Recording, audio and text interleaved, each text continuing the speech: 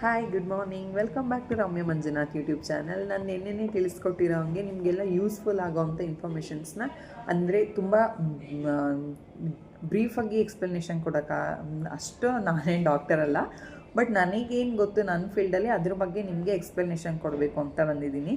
ಎಲ್ಲರಿಗೂ ಗಣರಾಜ್ಯೋತ್ಸವದ ಶುಭಾಶಯಗಳು. ಏನಂತ ಅಂದರೆ ನಾನಿವತ್ತು ಡಯಾಬಿಟಿಕ್ ಪೇಷಂಟ್ ಬಗ್ಗೆ ಮಾತಾಡ್ಬೇಕು ಅಂದ್ಕೊಂಡಿದ್ದೀನಿ. ಕಾನ್ಸೆಪ್ಟ್ ಎಲ್ಲ ಅದ್ರ ಬಗ್ಗೆನೇ ರೆಡಿ ಮಾಡ್ಕೊಂಡಿದ್ದೀನಿ. ಏನಂತ ಅಂದರೆ ಆಲ್ಮೋಸ್ಟು ಡೈಲಿ ಡಯಾಬಿಟಿಕ್ ಪೇಷಂಟ್ನ ನೋಡ್ತಾ ಇರ್ತೀನಿ. ತುಂಬ ಜನ ಮತ್ತು ಇನ್ನೂ ತುಂಬ ಚಿಕ್ಕ ಚಿಕ್ಕ ಏಜಿಗೆಲ್ಲ ಡಯಾಬಿಟಿಕ್ ಬಂದಿರೋ ಪೇಷಂಟ್ಗಳನ್ನ ಅಟೆಂಡ್ ಮಾಡ್ತಾ ಇರ್ತೀವಿ. ಆಲ್ಮೋಸ್ಟ್ ಮಕ್ಳಿಗೂ ಕೂಡ ಬಂದಿರೋದನ್ನು ನೋಡಿದ್ದೀನಿ. ನನ್ನ 8 ವರ್ಷ ಸರ್ವೀಸಲ್ಲಿ ಆಗ ಹುಟ್ಟಿರೋ ಮಕ್ಳಿಗೂ ಕೂಡ ಡಯಾಬಿಟಿಕ್ ಆ ಥರ ಎಲ್ಲ ಸಿಂಪ್ಟಮೆಟಿಕ್ ಆಗಿರೋದನ್ನ ನೋಡಿದ್ದೀನಿ. ಹಾಗಾಗಿ ನಾನಿವತ್ತು ಡಯಾಬಿಟಿಕ್ ಪೇಷಂಟ್ ಬಗ್ಗೆ ನಿಮಗೆ ಎಕ್ಸ್ಪ್ಲನೇಷನ್ ಕೊಡಬೇಕು. ಮತ್ತು ಸ್ಟೇಜ್ ಯಾವ ಥರ ಇರುತ್ತೆ, ಸ್ಟಾರ್ಟಿಂಗಲ್ಲಿ ನಾವು ಏನು ಪ್ರಿಕಾಷನ್ಸ್ ತೊಗೋಬೇಕಾಗುತ್ತೆ ಅದ್ರ ಬಗ್ಗೆ ಮಾತಾಡೋಣ ಅಂತ ಬಂದಿದ್ದೀನಿ. ಇನಿಷಿಯಲ್ ಸ್ಟೇಜ್ ಹೆಂಗಿರುತ್ತೆ ಅಂತ ಅಂದರೆ ಒಂದು ಪಾಲಿಯೂರಿಯಾ ಅಂತ ಹೇಳ್ತೀವಿ. ಏನಂತ ಅಂದರೆ ತುಂಬ ಯೂರಿನೇಷನ್ ಆಗ್ತಾ ಇರುತ್ತೆ. ನಮಗೆ ಕಿಡ್ನಿ ಏನಿದೆ ನಮಗೆ ಬೇಡವಾಗಿರೋ ಅಂಥ ಗ್ಲೂಕೋಸ್ನ ಹೊರಗೆ ಹಾಕಬೇಕು. ಆವಾಗ ಯಾವ ಥರ ಕೆಲಸ ಮಾಡುತ್ತೆ ಅದನ್ನು ಯೂರಿನ್ ಮೂಲಕ ಹೊರಗೆ ಹಾಕೋಕ್ಕೆ ಟ್ರೈ ಮಾಡುತ್ತೆ. ಹಂಗಾಗಿ ಪಾಲಿಯೂರಿಯಾ ತುಂಬ ಯೂರಿನೇಷನ್ ಆಗ್ತಾ ಇರುತ್ತೆ. ಅದು ಫಸ್ಟ್ ಸಿಂಪ್ಟಮ್ಮು, ಅಲ್ಲೇ ನಾವು ಅರ್ಥ ಮಾಡ್ಕೊಬೇಕು. ಮತ್ತು ಡಿಹೈಡ್ರೇಷನ್ ಆಗೋದು, ತುಂಬ ವಾಟರ್ ಲಾಸ್ ಆಗೋದ್ರಿಂದ ಪದೇ ಪದೇ ಯೂರಿನ್ ಮಾಡ್ತಾ ಇರ್ತಾರೆ ಇದೆಂತ ಶುಗರ್ ಪೇಷಂಟ್ಗಳು. ಆವಾಗ ನಮಗೆ ಯೂರಿನೇಷನ್ ತುಂಬ ಆಗೋದ್ರಿಂದ ಬಾಡಿನಲ್ಲಿ ವಾಟರ್ ಲೆವೆಲ್ ಕೂಡ ಲೋ ಆಗಿಬಿಡುತ್ತೆ. ಆವಾಗ ಡಿಹೈಡ್ರೇಷನ್ ಆಗುತ್ತೆ, ತುಂಬ ಸುಸ್ತನ್ಸೋದು, ದಾವಾಗೋದು ಆ ಥರ ಎಲ್ಲ ಸಿಂಪ್ಟಮ್ ಕಾಣಿಸುತ್ತೆ. ಮತ್ತು ನಮ್ಮ ಸ್ಕಿನ್ ಏನಿದೆ ತುಂಬ ಡ್ರೈ ಆಗುತ್ತೆ, ಮಾಯ್ಶ್ಚರೈಸಿಂಗ್ ಕಳ್ಕೊಬಿಡುತ್ತೆ. ಯಾಕೆ ಅಂತ ಅಂದರೆ ಯೂರಿನೇಷನ್ ಆಗೋದ್ರಿಂದ ನಮಗೆ ವಾಟರ್ ಲೆವೆಲ್ ಕಡಿಮೆ ಆಗ್ತಾ ಬರುತ್ತೆ. ನಮ್ಮ ಮೇನ್ ಬಾಡಿ ಹೈಡ್ರೇಷನ್ ಆಗಿರಬೇಕು ಅಂತಂದರೆ, ಮಾಯ್ಶ್ಚರೈಸಿಂಗ್ ಇರಬೇಕಂತಂದರೆ ವಾಟರ್ ಲೆವೆಲ್ ಎಷ್ಟು ಇಂಪಾರ್ಟೆಂಟ್ ಅಂತ ಇಲ್ಲೇ ನೋಡಿ. ಯೂರಿನೇಷನ್ ತುಂಬ ಆಗೋದ್ರಿಂದ ಅದೊಂದು ಸ್ಕಿನ್ನು ಡ್ರೈ ಆಗೋದು, ಮಾಯ್ಶ್ಚರೈಸಿಂಗ್ ಕಳ್ಕೊಬಿಡುತ್ತೆ. ನೆಕ್ಸ್ಟು ಬಂದು ವಿಷನ್ ಅಂತ ಅಂದರೆ ನಮಗೆ ಏನು ನೋಡ್ತೀವಿ ವಸ್ತುಗಳು ಆಗಿರ್ಬೋದು, ವ್ಯಕ್ತಿಗಳಾಗಿರ್ಬೋದು, ಏನಾದರೂ ನೋಡ್ತೀವಿ ಅದು ಶುಗರ್ ನಮಗೆ ಜಾಸ್ತಿ ಆಯಿತು ಅಂತ ಅಂದಾಗ ಬ್ಲರ್ ಅಂತ ಅನ್ಸೋದು, ಅಥವಾ ಕಾಣಿಸ್ದೇ ಇರೋದು, ಮಂಜಾಗೋದು ಆ ಥರ ಎಲ್ಲ ಆಗುತ್ತೆ. ಮತ್ತು ಇಚ್ಚಿಂಗ್ ಕೂಡ ಆಗೋ ಚಾನ್ಸಸ್ ಇರುತ್ತೆ. ಯಾಕೆ ಅಂದರೆ ಸ್ಕಿನ್ ಮಾಯ್ಶ್ಚರೈಸ್ ಇರಲ್ಲ, ಸೊ ಇಚ್ಚಿಂಗ್ ಕೂಡ ಆಗೋ ಚಾನ್ಸಸ್ ಇರುತ್ತೆ. ಇದೆಲ್ಲ ಶುಗರ್ ಸ್ಟಾರ್ಟಿಂಗ್ ಸ್ಟೇಜ್ ಸಿಂಪ್ಟಮ್ಯಾಟಿಕ್ ಆಗಿರುತ್ತೆ. ಮತ್ತು ತುಂಬ ಹಸುವಾಗುತ್ತೆ, ಹೆಡ್ಏಕ್ ಇರುತ್ತೆ, ಇದೆಲ್ಲ ಅಬ್ಸರ್ವ್ ಮಾಡ್ಕೊಬೇಕು. ಇದೆಲ್ಲ ಸ್ಟಾರ್ಟಿಂಗ್ ಸಿಂಪ್ಟಮ್ಸ್ ಆಗಿರುತ್ತೆ ನಿಮಗೆ ಸ್ಟೇಜ್ 1. ಇದೆಲ್ಲ ಟೈಪ್ 1 ಶುಗರ್ ಸಿಂಪ್ಟಮ್ಯಾಟಿಕ್ ಅಂತ ಹೇಳ್ತೀವಿ. ನೆಕ್ಸ್ಟು ನಿಮಗೆ ಟೈಪ್ 2 ಸಿಂಪ್ಟಮ್ಯಾಟಿಕ್ ಬಗ್ಗೆ ತಿಳಿಸ್ಕೊಡ್ತೀನಿ. ಶುಗರ್ ಅಂತ ಅಂದರೆ ನಮ್ಮ ಬಾಡಿಗೆ ಬೇಡವಾಗಿರೋಂಥ ಕಂಟೆಂಟೇನಲ್ಲ, ಅದು ನಮ್ಮ ದೈನಂದಿನದ ದೇಹದ ಚಟುವಟಿಕೆಗಳಿಗೆ ತುಂಬ ಅತಿ ಮುಖ್ಯವಾಗಿ ಬೇಕಾಗಿರೋವಂಥದ್ದೇ.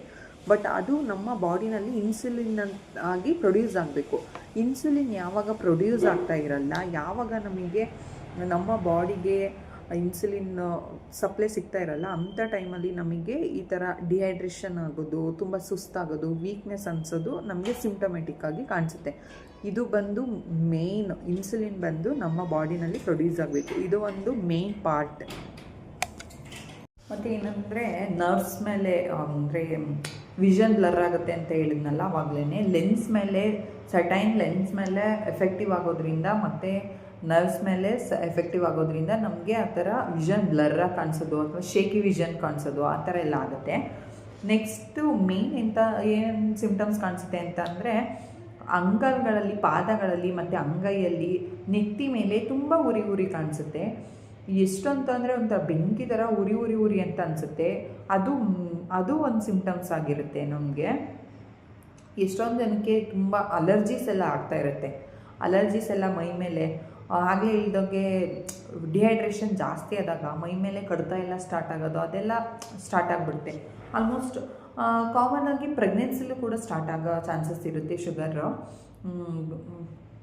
ನೋಡಿದಂಗೆ ಪ್ರೆಗ್ನೆನ್ಸಿಲೂ ತುಂಬ ಜನಕ್ಕೆ ಡಯಾಬಿಟಿಕ್ ಬಂದಿರುತ್ತೆ. ಅದನ್ನೆಲ್ಲ ನಾವು ಫುಡ್ಡಲ್ಲಿ, ನಮ್ಮ ಡೈಲಿ ರೊಟೀನಲ್ಲಿ ಎಕ್ಸಸೈಸ್ ಆಗಿರ್ಬೋದು, ವಾಕ್ ಆಗಿರ್ಬೋದು, ಡಯಟ್ ಆಗಿರ್ಬೋದು, ಇದರಲ್ಲೆಲ್ಲ ಕಂಟ್ರೋಲ್ ಮಾಡೋಕ್ಕೆ ನೋಡಬೇಕು. ಮತ್ತು ಏನಂತಂದರೆ ನಮ್ಮ ಮೈ ಮೇಲೆ ಏನಾದರೂ ಒಂದು ಚಿಕ್ಕದಾಗಿ ಗಾಯ ಆಯಿತು ಅಂತಂದರೆ ಅದು ಬೇಗ ವಾಸಿನೇ ಆಗೋಲ್ಲ. ಡಯಾಬಿಟಿಕ್ ಇರೋರಿಗೆ ಆಲ್ಮೋಸ್ಟ್ ಬೇಗ ವಾಸಿನೇ ಆಗೋಲ್ಲ. ಅದೊಂದು ಚಿಕ್ಕ ಗಾಯ ಹೋಗಿ ಪಸ್ಸಾಗಿ ಇನ್ಫೆಕ್ಷನ್ ಎಲ್ಲ ಆಗಿ ಆ ಥರ ಎಲ್ಲ ಸಿಂಪ್ಟಮ್ಯಾಟಿಕ್ ಕಾಣಿಸುತ್ತೆ. ಮತ್ತು ಯೂರಿನರಿ ಇನ್ಫೆಕ್ಷನ್ ಕೂಡ ಆಗುತ್ತೆ, ನಮಗೆ ಅಲರ್ಜಿ ಇನ್ಫೆಕ್ಷನ್ಸ್ ಆ ಥರ ಎಲ್ಲ ಅಟ್ಯಾಕ್ ಆಗ್ತಾ ಇರುತ್ತೆ. ಅದು ಒಂದು ಕೂಡ. ಮತ್ತು ನಮಗೆ ತುಂಬ ಈ ಕಾಲುರಿ ನೆತ್ತಿ ಉರಿ ಎಲ್ಲ ಬಂದಾಗ ನಮ್ನೆಸ್ ಅಂತ ಏನು ಹೇಳ್ತೀವಿ, ಆ ಥರ ಟಿಕ್ಲಿಂಗ್ ಅಂತ ಏನು ಹೇಳ್ತೀವಿ, ಆ ಥರ ಎಲ್ಲ ಸಿಂಪ್ಟಮ್ಯಾಟಿಕ್ ಆಗಿ ಕಾಣಿಸುತ್ತೆ.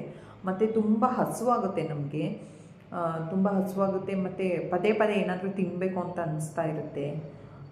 ಆ ಥರ ಈ ಶುಗರ್ದು ಸಿಂಪ್ಟಮ್ಯಾಟಿಕ್ಸ್ ಎಲ್ಲ ಸ್ಟಾರ್ಟ್ ಆಗ್ತಾ ಇದೆ. ನೆಕ್ಸ್ಟ್ ನಾನು ಈ ಪ್ರೆಗ್ನೆನ್ಸಿಲಿ ಯಾವ ಥರ ಸ್ಟಾರ್ಟ್ ಆಗುತ್ತೆ ಶುಗರ್ ಅನ್ನೋದ್ರ ಬಗ್ಗೆ ನಿಮಗೆ ಈ ವಿಡಿಯೋನಲ್ಲಿ ಕಂಟಿನ್ಯೂ ಮಾಡಿಕೊಡ್ತೀನಿ. ಆಲ್ಮೋಸ್ಟ್ ನಾವು ಪ್ರೆಗ್ನೆನ್ಸಿನಲ್ಲೂ ಡಯಾಬಿಟಿಕ್ ಅಟ್ಯಾಕ್ ಆಗೋದನ್ನ ನೋಡಿರ್ತೀವಿ. ಯಾಕೆ ಆ ಟೈಮಲ್ಲಿ ನಮಗೆ ಡಯಾಬಿಟಿಕ್ ಅಟ್ಯಾಕ್ ಆಗುತ್ತೆ ಅಂತಂದರೆ ಹಾರ್ಮೋನ್ಸಿಂದ ಮತ್ತು ಆ ಕೆಟಬಾಲಿಸಮಿಂದ ನಮಗೆ ಪ್ರೆಗ್ನೆನ್ಸಿನಲ್ಲಿ ಆಲ್ಮೋಸ್ಟ್ ಡಯಾಬಿಟಿಕ್ ಬರುತ್ತೆ. ಮತ್ತು ಏನಂದರೆ ಫ್ಯಾಮಿಲಿ ಹಿಸ್ಟ್ರಿಯಿಂದನೂ ಬರುತ್ತೆ. ಈಗ ಪ್ರೆಗ್ನೆನ್ಸಿ ಯಾರಿರ್ತಾರೆ ಅವ್ರ ತಾಯಿಗೆ ಅವ್ರ ಪ್ರೆಗ್ನೆನ್ಸಿಲಿ ಬಂದಿದ್ರೆ ಅಥವಾ ಅವ್ರಿಗೇನಾದರೂ ಡಯಾಬಿಟಿಕ್ ಹಿಸ್ಟ್ರಿ ಇತ್ತು ಅಂತ ಅಂದರೆ ಬರುತ್ತೆ. ಕಾಮನ್ನಾಗಿ ಈ ಪ್ರೆಗ್ನೆನ್ಸಿ ಟೈಮಲ್ಲಿ ಬರೋವಂಥ ಡಯಾಬಿಟಿಕ್ಗೆ ಇನ್ಸುಲಿನ್ನೇ ಟ್ರೀಟ್ಮೆಂಟ್ ಅಂತ ಹೇಳ್ಬೋದು. ಇನ್ಸುಲಿನ್ ಟ್ರೀಟ್ಮೆಂಟ್ ಆದಮೇಲೆ ನೆಕ್ಸ್ಟ್ ನಾವು ಅದಕ್ಕೆ ಈ ಫುಡ್ಡಲ್ಲೂ ಮೆಡಿಸನ್ಸಲ್ಲೂ ಕೂಡ ಕಂಟ್ರೋಲ್ ಮಾಡಬಹುದು. ಆಲ್ಮೋಸ್ಟು ಈ ಡಯಾಬಿಟಿಕ್ಕು ಪ್ರೆಗ್ನೆನ್ಸಿ ಟೈಮಲ್ಲಿ ತುಂಬ ಬರೋ ಚಾನ್ಸಸ್ ಇರುತ್ತೆ. ಮತ್ತು ಎಲ್ಲರಿಗೂ ಏನು ಹೇಳೋದು ಅಂತ ಅಂದರೆ ಡಯಾಬಿಟಿಕ್ ಅಂತಂದರೆ ಏನು ಕಾಂಪ್ಲಿಕೇಶನ್ ಅಲ್ಲ. ಯಾವಾಗ ಅದು ಕಾಂಪ್ಲಿಕೇಟೆಡ್ ಆಗುತ್ತೆ ಅಂತ ಅಂದರೆ ನಾವು ನಮ್ಮ ಫುಡ್ ಸ್ಟೈಲ್ ಮತ್ತು ಲೈಫ್ ಸ್ಟೈಲ್ನ ಚೇಂಜ್ ಮಾಡ್ಕೊಳ್ಳದೆ ಹೋದಾಗ, ಈ ಫುಡ್ಡಲ್ಲಿ ನಮಗೆ ಕೆಲವೊಂದು ಫ್ರೂಟ್ಸ್ಗಳು ತೊಗೊಂಡ್ರೆ ಆಗಲ್ಲ ಅಂತ ಇರುತ್ತೆ. ಮತ್ತು ಕಾರ್ಬೋಹೈಡ್ರೇಟ್ಸ್ ಇರೋವಂಥ ಪದಾರ್ಥಗಳನ್ನ ಜಾಸ್ತಿ ಸೇವನೆ ಮಾಡಿದ್ರೆ ಆಗಲ್ಲ ಅಂತ ಇರುತ್ತೆ. ಮತ್ತು ಹಣ್ಣಿನ ಜ್ಯೂಸ್ಗಳು ಇವೆಲ್ಲ ಅವಾಯ್ಡ್ ಮಾಡಬೇಕಾಗುತ್ತೆ. ಕೆಲವೊಂದು ಫ್ರೂಟ್ಸ್ನ ಕೂಡ ಅವಾಯ್ಡ್ ಮಾಡಬೇಕಾಗುತ್ತೆ.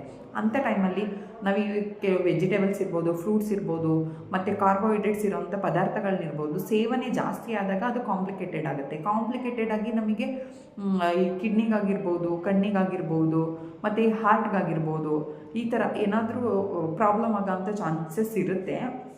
ಅದರ್ವೈಸ್ ನಾವು ಇದೆಲ್ಲ ಫುಡ್ಡಲ್ಲೆಲ್ಲ ಬಂದಿದೆ ಅಂತ ಗೊತ್ತಾದಮೇಲೆ ಕಂಟ್ರೋಲ್ ಮಾಡಿಕೊಂಡು ಮೆಡಿಸಿನ್ಸ್ ತೊಗೊಂಡಿಲ್ಲ ಅಂತಂದ್ರೂ ಹೆಲ್ತಿ ಲೈಫ್ ಸ್ಟೈಲ್ನ ಲೀಡ್ ಮಾಡ್ಕೊಂಡು ಹೋದರೆ ಖಂಡಿತವಾಗ್ಲೂ ಈ ಶುಗರ್ನ ಕಂಟ್ರೋಲ್ ಮಾಡಬಹುದು.